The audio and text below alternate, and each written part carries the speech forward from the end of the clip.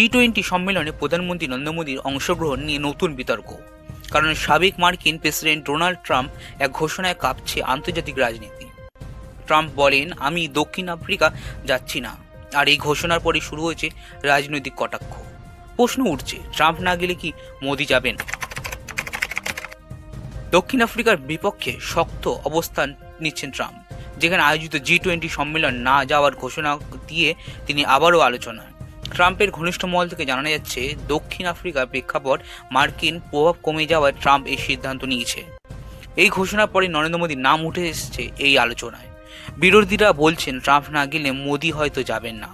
ভারতের প্রধান বিরোধী দল কংগ্রেস ইতিমধ্যে সরব হয়েছে। দলের মুখপাত্র জয়রাম রমেশ বলেছেন, প্রধানমন্ত্রী মোদীর দক্ষিণ আফ্রিকার সফর নিয়ে আবারও রহস্য তৈরি হয়েছে। তিনি আরও প্রশ্ন তোলেন, ট্রাম্প না গেলে কি মোদী যাবেন না? কংগ্রেসের মন্তব্য রাজনৈতিক মহল চাঞ্চল্য। বিজেপি অবশ্য জানিয়েছে, প্রধানমন্ত্রী মোদী G20-তে অংশ নিতে প্রস্তুত এবং ভারতের পক্ষে বড় বার্তা দেবেন। ট্রাম্প না যাওয়ার সিদ্ধান্তের পর মার্কিন প্রশান্ত নড়েচড়ে বসছে। আগেই শোনা যাচ্ছিল নভেম্বরের শেষ দিকে দক্ষিণ আফ্রিকায় অনুষ্ঠিত হতে যাচ্ছে এই সম্মেলন। এদিকে মোদী সরকার কূটনৈতিক তৎপরতায় এখন তুঙ্গে।